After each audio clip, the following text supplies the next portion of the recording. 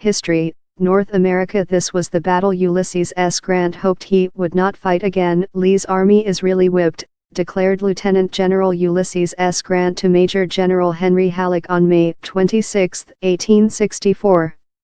The prisoners we now take show it, and the actions of his army show it unmistakably. A battle with them outside of entrenchments cannot be had. Thwarted by the Army of Northern Virginia at the North Honor River, Grant was preparing to swing around Robert E. Lee's right flank again and push southeast. Lee then would have no choice but to leave his entrenchments at North Anna and attempt to stop the Federal forces from reaching Richmond, probably along the Chickahominy River. Believing the fight had gone out of Lee's army, Grant added, "I feel that our success over Lee's army is already ensured." He would quickly discover that he had spoken too soon. On the evening of May 26, the Federal Army started to move. Major General Phil Sheridan led two of his cavalry divisions southeast to seize a crossing over the Pamunkey River at Hanovertown. Behind them marched Brigadier General David Russell's infantry division from Major General Horatio Wright's 6th Corps. Sending out pickets to cover their withdrawal, the four remaining corps of Bluecoats slipped across the North Honor River in the rain and darkness on pontoon bridges. The maneuver went without a hitch, although Confederate pickets made things lively for Major General Winfield Scott Hancock's 2 Corps as it withdrew. Recommended, 8 million people could die in a war with North Korea. With the Army of the Potomac safely back across the North Anna, the tired Federals began to tramp southeast behind Sheridan in 2 columns on muddy roads. Bringing up the rear was a cavalry division under Brigadier General James Wilson, which had been creating a diversion on Lee's left flank. Meanwhile, horse soldiers of Brigadier General George Custer's brigade of Brigadier General Alfred Torbert's division had reached Dabney Ferry, near Hanovertown, in the foggy early morning hours of the 27th. Sheridan, who was riding with Torbert and Custer, wanted both banks of the river immediately secured so that the 50th New York Engineers could throw 2 pontoon bridges across the fast-moving, murky water. The engineers' task suddenly became more difficult when a detachment of the 5th North Carolina Cavalry opened up from the other side of the river. The troopers of 5th Michigan Cavalry quickly returned fire with their repeating carbines, driving off the Tar Heels. The engineers heaved 2 pontoon boats into the water, and a company of cavalrymen climbed into them and quickly rowed to the other side of the river under covering fire to establish a bridgehead, allowing the engineers to get a bridge across the river. Once the first bridge was complete, the rest of Torbert's division pounded across, riding hard toward Hanovertown while the engineers began work on a second bridge a few yards upriver. On the morning of the 28th, the Confederates resumed marching toward Totopotomoy Creek, where Lee intended to take up a new defensive position. The Bluecoats, meanwhile, began to cross the Pamunkey while 2 divisions of Sheridan's cavalry covered their rear and the remaining division under Brigadier General David Gregg proceeded to a crossroads named Hoss Shop to make a reconnaissance. There the Federals bumped headfirst into Major General Wade Hampton and 4,500 Confederate cavalrymen around mid-morning. Gregg quickly dismounted his men and dug in west of Hoss Shop. Hampton also dismounted half his men and quickly constructed breastworks out of fence rails and logs on a ridge a few hundred yards west of the Federals. For the next 6 hours the two forces blazed away at each other across the fields and woods. At 4 p.m., Custer's brigade arrived on the battlefield and launched a dismounted attack in 2 lines. The next day the Federal Army moved toward Lee's position. Skirmishing and artillery fire broke out as Hancock's corps overran some of Breckinridge's advanced rifle pits. Wright's corps, operating against Hill on the enemy's left flank, became bogged down in swampy terrain near Crump's Creek. Major General Gouverneur K. Warren's V Corps, pressing against Early, waded Totopotomoy Creek and began probing along Shady Grove Road. Major General Ambrose Burnside was ordered to move his 9 Corps between Hancock and Warren. Warren wasted no time in repositioning his infantry and artillery to deal with Ulysses' attack from the south. When Ramseur's men finally charged forward with reckless daring, they were met with deadly artillery fire from the 1st New York Light Artillery, ending the attack. Early withdrew, suffering 1,200 casualties and blaming Anderson with some justification for failing to help.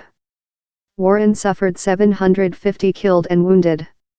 Colonel Thomas Devon's cavalry brigade from Torbert's division galloped southwest from Old Church for Cold Harbor, a strategic crossroads 10 miles north of Richmond, in an attempt to cover Warren's left flank. A brigade of South Carolinians under Brigadier General Matthew Butler collided with the Union horsemen along Matattaquin Creek. Butler's men drove in Devon's pickets, but Custer's and Brigadier General Wesley Merritt's brigades soon arrived. The Federal troopers, aided by horse artillery, managed to flank Butler's men and drove them back to within 1 mile of Cold Harbor. Lee was becoming greatly concerned about his right flank, with the Federal cavalry probing toward the crossroads of Cold Harbor, where one road led north threatening the Army of Northern Virginia's rear, another led indirectly to Richmond, and 3 more snaked south to Petersburg and White House Landing. Adding to Lee's concern were reports that Smith's 18 Corps, with 16,000 fresh bluecoats, was on the way to join Grant at Cold Harbor. At 11 p.m., Lee finally received some good news when he learned that Major General Robert Hoke, with 6,800 much-needed reinforcements, had been dispatched from Beauregard with all possible expedition to reinforce him. They could not get there a moment too soon. In mid-afternoon the Federal cavalry attacked, and Fitzhugh Lee sent an urgent message to his uncle, Robert E. Lee, telling him that he was going to dispute the Federals' progress and mentioning that Clingman's brigade was only a few miles away resting. Had they not be better ordered on to assist in securing this place? Fitzhugh Lee wondered. Positioned behind fence rail barricades and log breastworks, his men could use all the help they could get when the Federal cavalry attacked. Clingman finally arrived and took up position on Fitzhugh Lee's left. The Confederates continued to hold out until Torbert decided to flank their position. While Custer held the defenders in place, Merritt hit the Confederates' left flank. Elements of Custer's command and Devon's men on Fitzhugh Lee's right struck as well. The Southern forces gave way and retreated a mile to the west, where they dug in on a low ridge soon to be reinforced with the rest of Hoke's division. The Federals now held Cold Harbor. Earlier in the day, Lee had ordered Anderson's corps to pull out of its position at Totopotomoy Creek and head south to the crossroads. This movement was soon detected by the Federals. At Cold Harbor, Sheridan was becoming concerned with Torbert's exposed position. "I do not feel able to hold this place," he reported to Meade. Sheridan ordered Torbert to evacuate Cold Harbor after dark, but orders arrived from Meade to hold on to Cold Harbor at all hazards. Wright's 6th Corps, said Meade, was ordered south and should relieve them in the morning. Meanwhile, Smith's 18 Corps was ordered to Cold Harbor as well, but a mix-up in orders sent Smith marching toward New Castle Ferry instead. The Federal horsemen began strengthening the existing works and throwing up new ones along the road north to Beulah Church. Wright's corps did not reach the Union troopers first on the morning of June 1. Instead, shortly after sunrise, Major General Joseph Kershaw of Anderson's I Corps advanced toward Beulah Church, intending to attack the Union cavalry. Leading Kershaw's attack was his old brigade, now commanded by Colonel Lawrence Keat. South of them, Hoke was expected to attack the enemy with his division, but due to a misunderstanding he never left his entrenchment. Around 9 a.m., elements of Wright's corps finally arrived after a grueling march and took over the defense of Cold Harbor. As the rest of the corps arrived throughout the day, the Bluecoats extended the works to the north and south. After getting its orders straightened out, Smith's corps marched under a burning sun to take up position to the right of Wright's sweltering men. Orders were issued to Hancock to pull his corps out of line after dark and move south. Initially, Grant had moved troops to Cold Harbor to counter Lee's shifting of troops there, but now with 2 full corps there or on their way, Grant began to think offensively. "The enemy have not long been in position about Cold Harbor," Meade explained to Smith, "and it is quite important to dislodge, and, if possible, rout him before he can entrench himself. They would have to hurry." The Confederates were quickly digging in. At 6:30 p.m., 4 divisions from Wright's and Smith's Corps, some 20,000 men in all, advanced toward roughly 10,000 troops of Hoke's and Kershaw's divisions sheltered behind earthworks. 2 other Union divisions remained behind to protect the flanks. The attacking Federals south of the Cold Harbor Road were raked with canister and musketry well before they could reach the Confederate entrenchments. They stalled. Confederate reinforcements quickly rushed in to reinforce Clingman and retake the section of the works lost by Wofford. Darkness was falling as brutal fighting drove the Federals from the works and pushed them out of the ravine. Overall, the 6 and 18 Corps' attack had cost them about 2,200 casualties, but the men were now closer to the main Confederate entrenchment. Meade ordered another attack the next day, this time to be reinforced by Hancock's Corps, which was ordered to take up position to the left of Wright and join the attack. Early acted swiftly on Lee's orders to get upon the enemy's right flank and drive them, falling on Burnside's forces around Bethesda Church. The field was a mass of yelling, shrieking demons wild with pain, thirst, anger, and excitement, a Confederate officer remembered years later. 3 divisions attacked Burnside's flanks, enduring heavy artillery fire and bending his corps and part of Warren's corps back about half a mile from the church.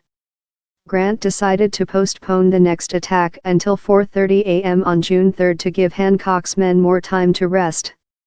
The Confederates took advantage of the delay by strengthening their 7 miles of entrenchments to provide interlocking fields of fire. Behind the breastworks on the Confederate right were men of Hoke's division, Breckinridge's division, and Brigadier General William Mahon's and Major General Cadmus Wilcox's divisions of Hill's 3 Corps. Anderson's I Corps held the center, while Early's 2 Corps and Hill's remaining division under Major General Henry Haight held the left flank. They looked down their muskets across an open killing ground.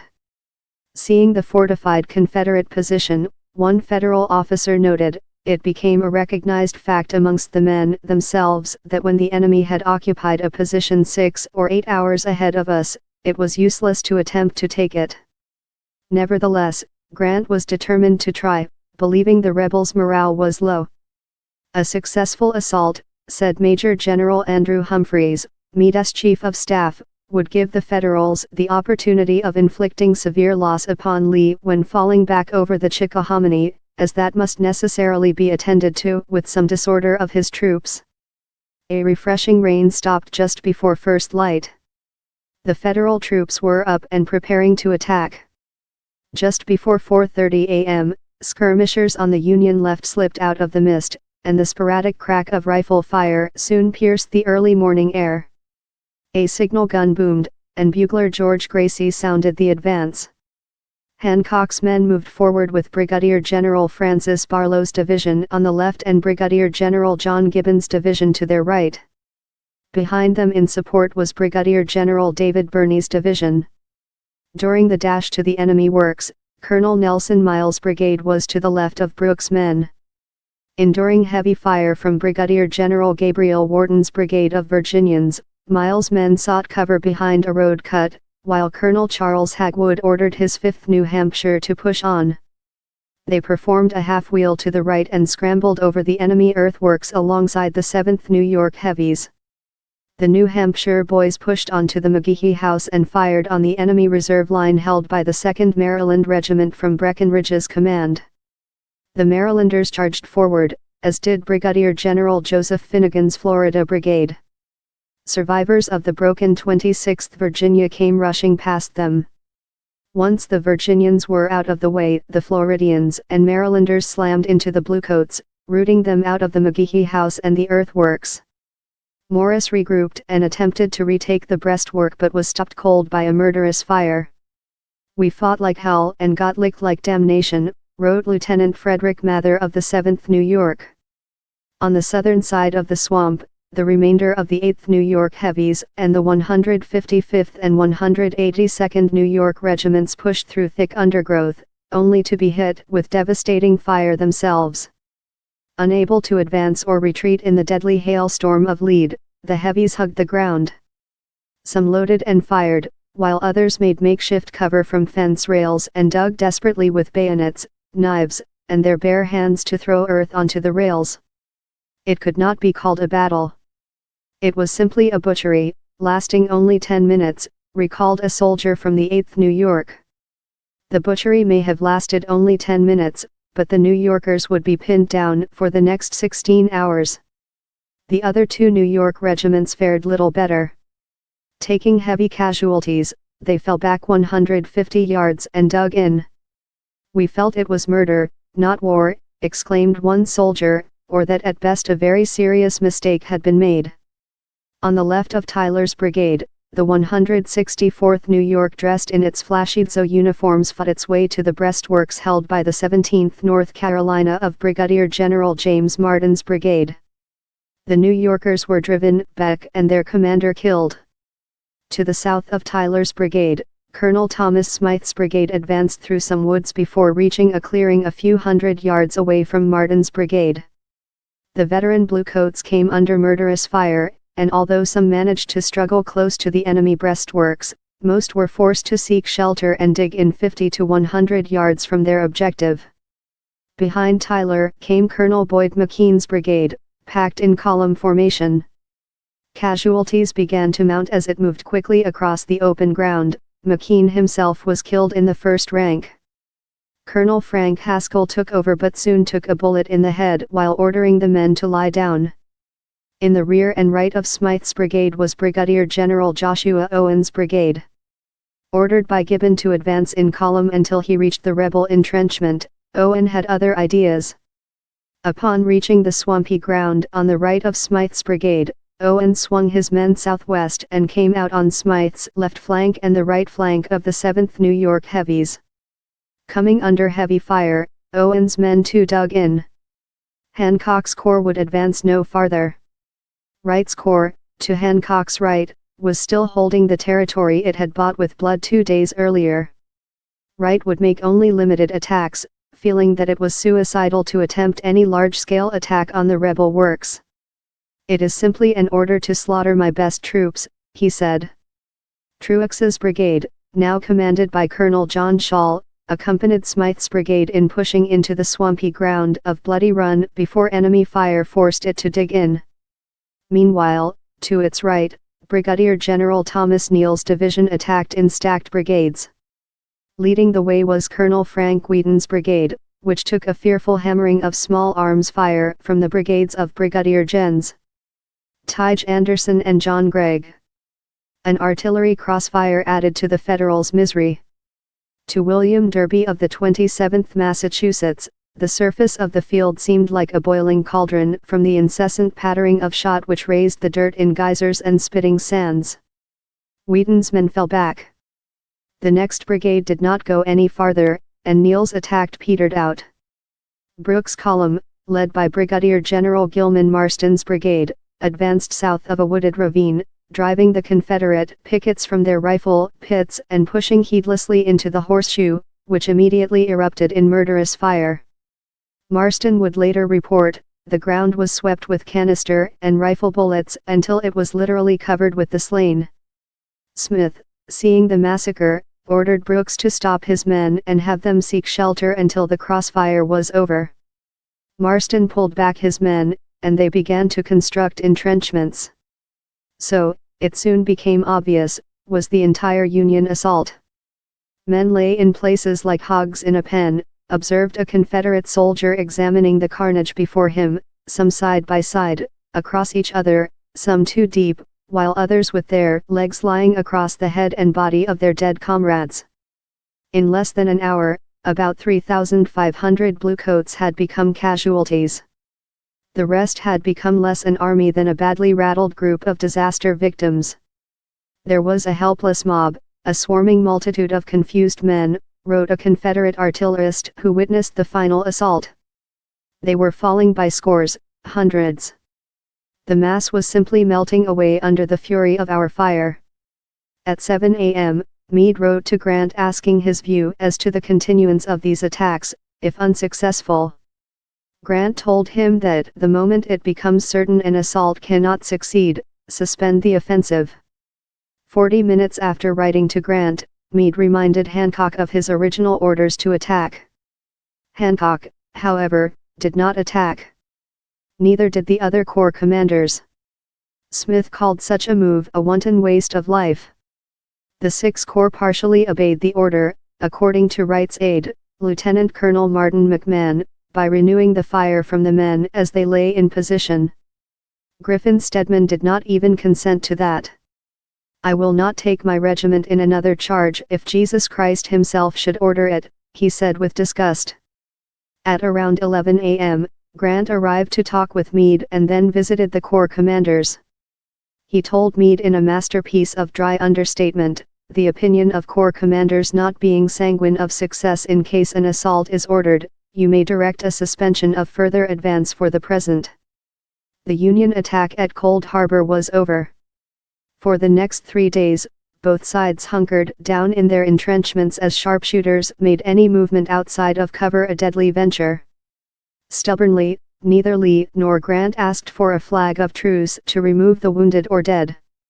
One Confederate officer summed up the post-battle ordeal: "Thousands of men were cramped up in a narrow trench, unable to go out, or to get up, or to stretch or to stand, without danger to life and limb, unable to lie down, or to sleep, for lack of room and pressure of peril, night alarms, day attacks, hunger, thirst, supreme weariness, squalor, vermin, filth, disgusting odors everywhere." It was a virtual précis on the Western Front in World War I, still a half-century in the future. On June 7, the commanding generals finally agreed to a truce, but by then there were few men left to save. Maggot-riddled corpses were shoveled into shallow graves. In the pocket of one dead bluecoat a diary was found with the chilling last entry, June 3. Cold Harbor. "I was killed." He was not alone. The battle had cost the Federals more than 6,000 casualties, while the Confederates suffered about 1,500. Union gunner Louis Bissell spoke for many when he prefaced his letter home, "Cold Harbor and Hell." Image, Wikimedia Commons/Library of Congress recommended, 5 most powerful aircraft carriers, subs, bombers and fighter aircraft ever recommended. North Korea has 200,000 soldiers in its special forces. Read full article.